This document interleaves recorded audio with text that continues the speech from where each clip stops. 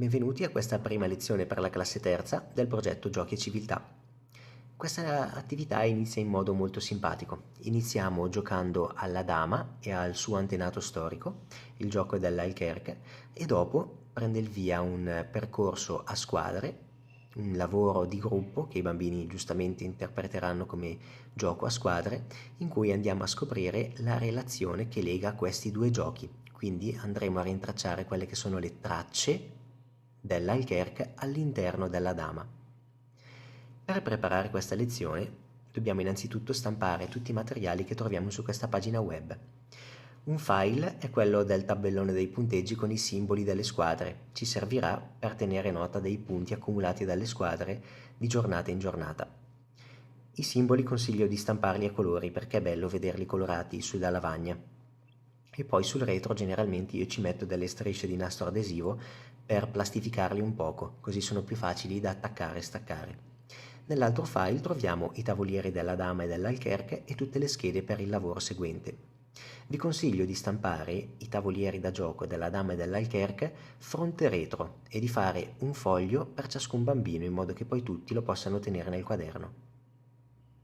Ci serviranno anche delle pedine bianche e nere, io di solito utilizzo le orecchiette e le pitturo prima di iniziare il percorso, poi mi basteranno per tutte le altre attività dell'anno. Quando la fotocopiatrice è particolarmente scarica, chiedo ai bambini di ripassare le caselle grigie della damiera, così con un pastello che preferiscono, del colore che vogliono, in maniera molto rapida, e diventano anche poi più belle da vedere, i bambini le sentono più personali. Come ultima cosa da fare, prima di entrare in classe, se volete, possiamo cominciare a preparare le 4 squadre che svolgeranno il lavoro seguente alla fase di gioco.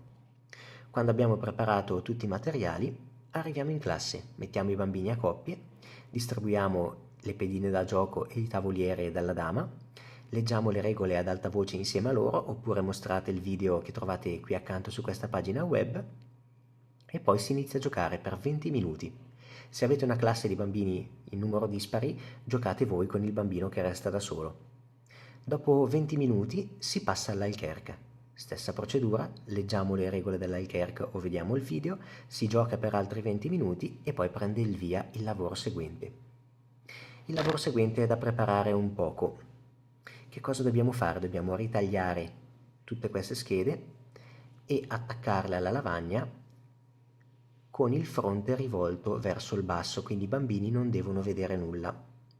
Attaccatelo con poco nastro adesivo perché poi quando i bambini dovranno staccarlo dalla lavagna, altrimenti c'è il rischio che si strappi tutto il foglio. Li attacchiamo in ordine questi foglietti dal numero 1 al numero 6. Dopodiché cosa facciamo? Creiamo 4 isole di lavoro ai 4 angoli della classe e chiamiamo bambino per bambino tutti i membri di ciascuna squadra, disponendoli su queste isole di lavoro, e attribuiamo un simbolo, un colore, a ciascuna di queste squadre. Poi inizia il gioco a gruppi.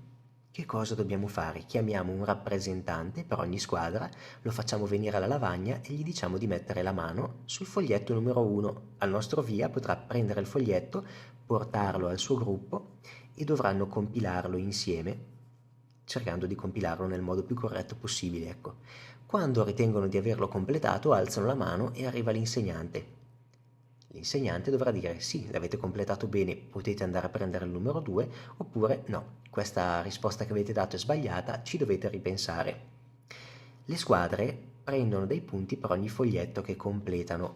Non è una gara di velocità, quindi spiegateglielo subito prima che si mettano a correre in classe, però quando completano il foglietto numero 1 prendono un punto, quando completano il foglietto numero 2 ne prendono 2, il foglietto numero 3 3 punti e via dicendo.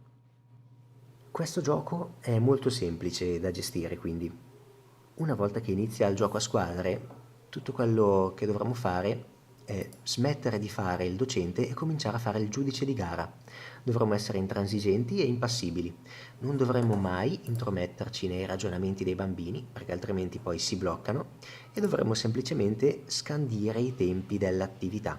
Questo è tutto quello che dobbiamo fare. Al termine del lavoro segniamo i punti totalizzati da ciascuna squadra, li riportiamo sul tabellone dei punteggi e l'attività è terminata.